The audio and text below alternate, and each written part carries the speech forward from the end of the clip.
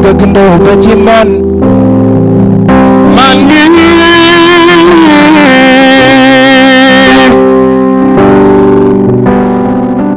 defal nu jàmm bu fàtte waa ak lu Sénégal sunu la tooñee waay waay na nga ñu bal musal na ci seytaane ak cat ndax dafa gaaw wér gu yaram ak naataange gu law ba faaw dénk naa la yaay jégalal ma sama baay teg ma ci yoonam ngir ma am barke baay.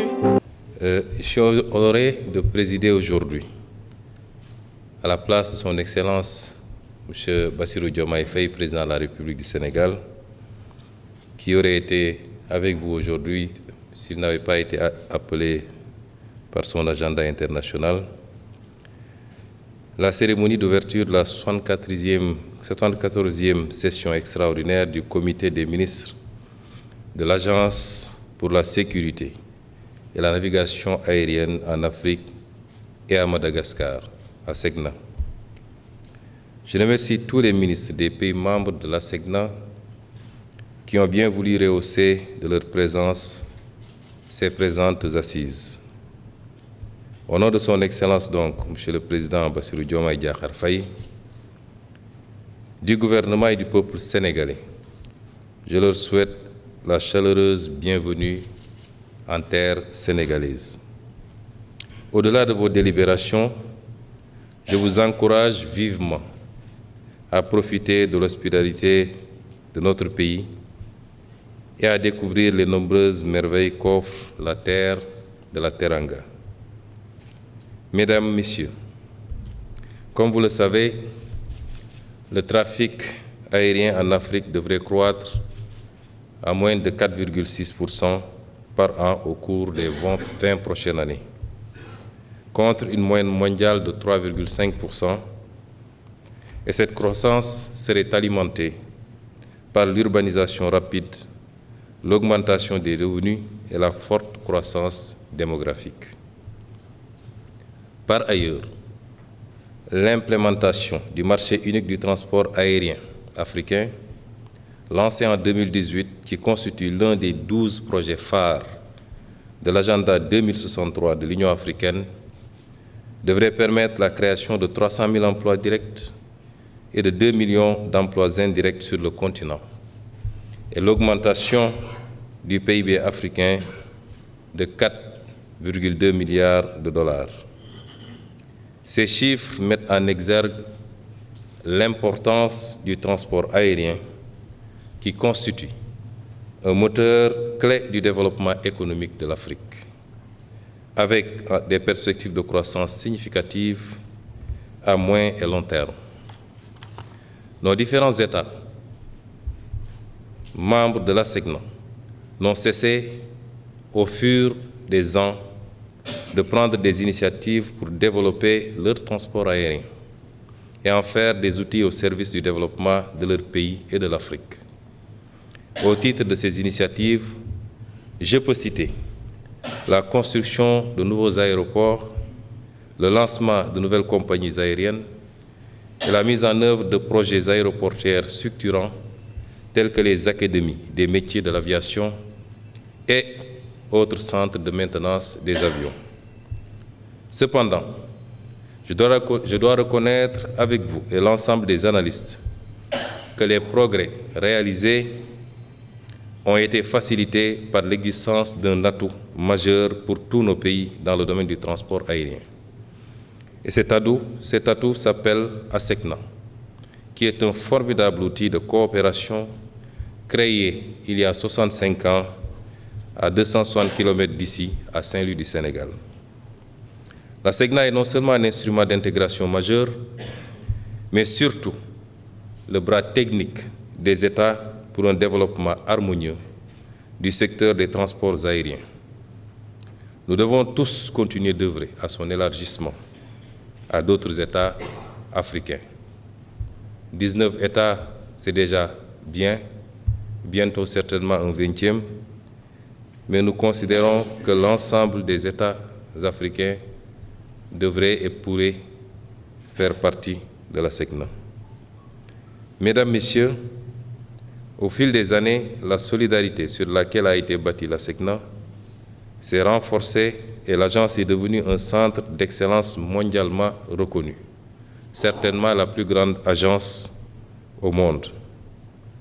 La SECNA a surtout su s'adapter à l'évolution très rapide dans le domaine de l'aviation civile. Et aujourd'hui, notre institution communautaire est à la pointe de la technologie dans tous les domaines. Toutefois, elle aura besoin aujourd'hui plus qu'hier de cette capacité d'adaptation au regard des profondes mutations qui se profilent dans le futur. C'est à ce titre que votre présente session revêt une importance particulière. En effet, la désignation d'un nouveau directeur général pour la SECNA est un pari beaucoup plus pour le futur que pour le présent. Votre choix conditionnera le futur de l'agence pour les 4 prochaines années, mais également le rôle qu'elle jouera auprès des États et sa notoriété dans la communauté aéronautique mondiale. Vous me permettrez à cette étape de rendre un vibrant hommage au directeur général sortant, qui pendant deux mandats a hissé très haut les performances de l'organisation.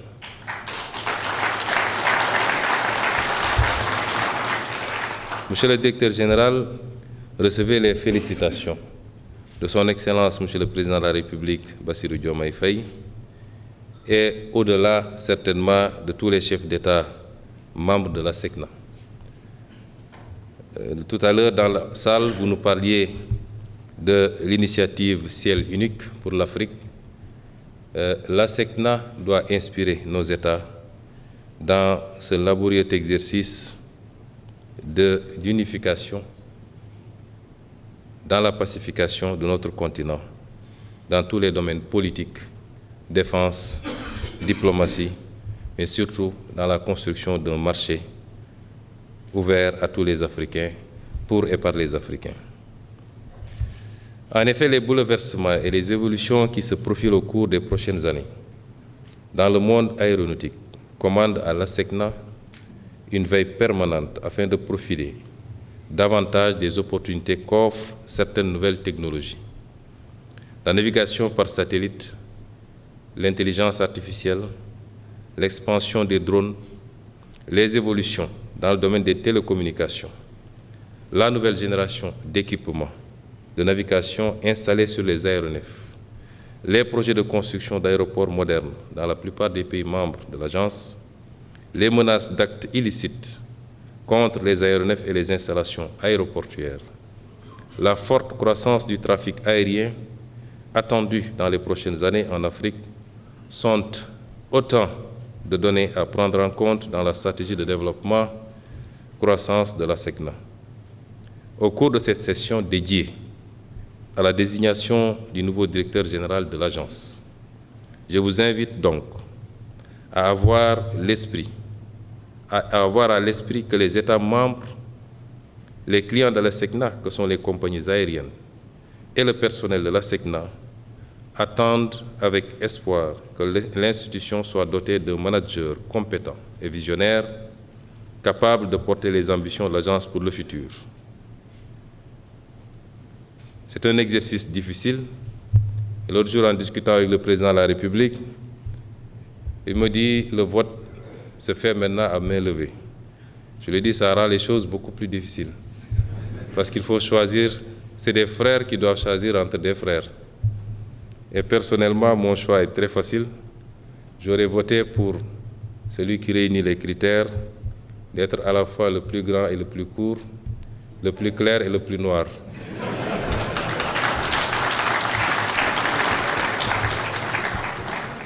Cependant, malgré la difficulté de l'exercice, je ne doute pas de la perspicacité de votre comité et j'ai bon espoir que vos travaux aboutiront à des résultats à la satisfaction de tous.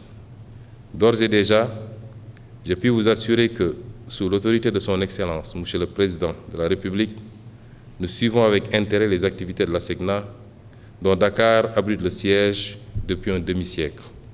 C'est vous assurer également que le pays hôte que nous sommes qui a cet honneur de la part de tous les autres pays africains, soutiendra à tout moment et par tous les efforts possibles, diplomatiquement, l'ASECNA et l'accompagnera dans ses initiatives.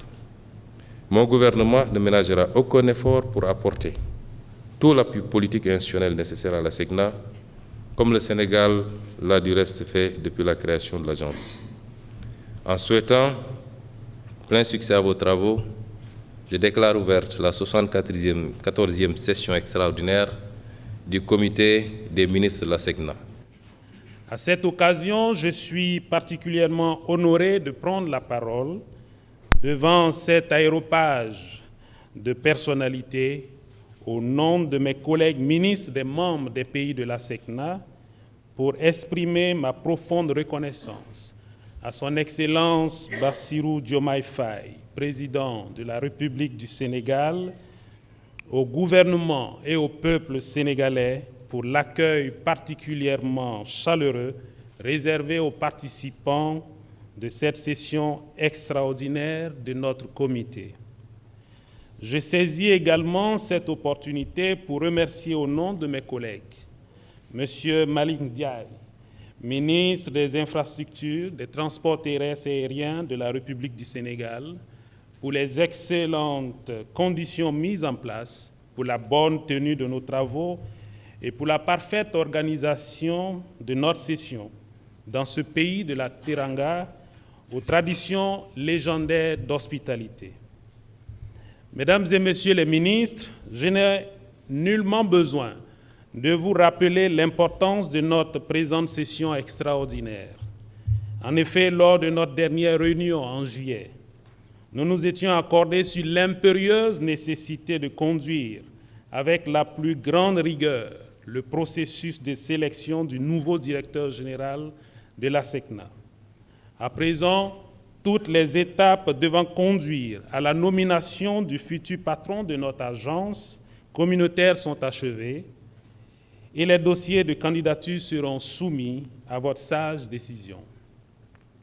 Aussi, la présente session de notre comité a un seul point à son ordre du jour, celui de la désignation du prochain directeur général qui prendra les rênes de l'agence à partir du 1er janvier 2025.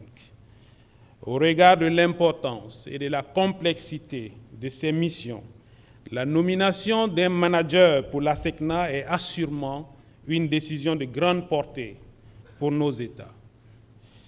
Outil d'intégration régionale et symbole de solidarité entre les États, l'agence a surmonté bien de difficultés depuis 65 ans pour offrir un exemple au reste du monde cette expérience de gestion coopérative des espaces aériens de plusieurs pays. Une spécificité reconnue par l'Organisation de l'aviation civile internationale qui en fait la promotion dans le reste du monde. Dans un secteur aussi technique et spécifique que l'aviation, nos États ont plus que jamais besoin de l'ASECNA, une institution dotée d'une expertise pointue en la matière et des capacités financières nécessaires pour la réalisation des importants investissements indispensables pour assurer la sécurité de la navigation aérienne dans notre espace. L'ASECNA est également un instrument de gestion technique précieux, d'autant plus qu'il appuie et renforce notre volonté commune de fédérer le continent africain pour une gestion collective du ciel unique et harmonisé. Une vision qui est parfaitement en phase avec la volonté affichée par l'Union africaine de faire du transport aérien un levier essentiel du développement en Afrique. C'est dans cette dynamique que s'inscrit l'opérationnalisation du marché unique de transport aérien en Afrique, avec pour objectif de libéraliser le ciel africain et ainsi favoriser la connectivité entre pays et espaces régionaux. Mesdames et Messieurs les ministres, l'ASECNA est un et indivisible. C'est notre maison commune. Nous devons la porter à la hauteur de nos ambitions pour une aviation performante et compétitive. Aussi, je vous exhorte à trouver un consensus autour d'un homme capable de relever les défis liés au développement du transport aérien en Afrique au cours des prochaines années. Tout au long de nos concertations, je vous encourage à garder en permanence à l'esprit que celui qui portera notre choix devra être avant tout un bon manager. En effet, diriger une entreprise aussi grande et complexe que la SECNA exige des capacités managériales particulières, une bonne connaissance de l'environnement international et une bonne maîtrise de ce domaine très technique de la fourniture des services de navigation aérienne. Mais nous avons également besoin d'un grand visionnaire.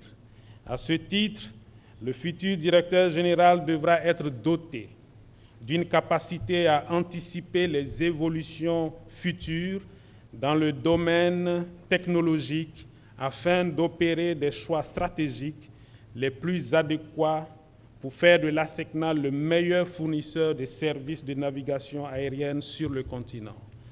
C'est pourquoi je vous invite à examiner avec la plus grande rigueur les dossiers de candidature au poste de directeur général soumis à votre appréciation. Votre choix doit être guidé par la seule volonté de doter l'agence d'un manager capable de relever les défis du futur et ayant une grande connaissance du domaine aéronautique. Car, en tant que premier responsable du secteur des transports aériens dans nos pays respectifs, vous êtes conscient que nous n'avons pas droit à l'erreur.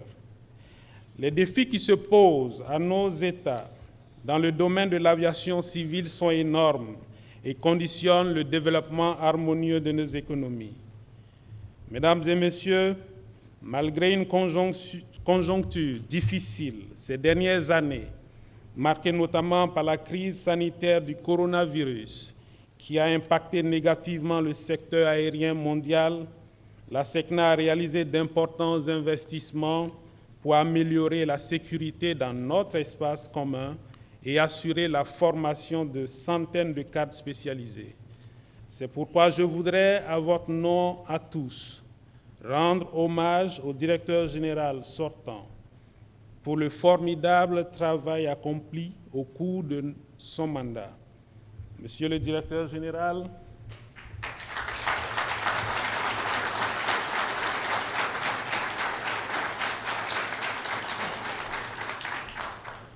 Monsieur le directeur général, les États membres de la SECNA, par ma voix, vous remercient pour vos nombreuses réalisations à la tête de notre institution communautaire. Vos acquis seront indéniablement un socle sur lequel votre successeur poursuivra l'œuvre de consolidation de l'agence.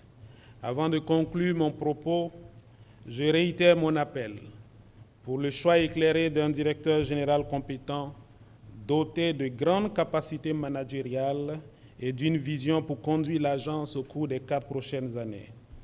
Au regard de votre expertise et de votre détermination à bâtir un secteur aérien fort et compétitif en Afrique, je ne doute pas de votre capacité à trouver un consensus autour du futur directeur général à la satisfaction de tous les États membres.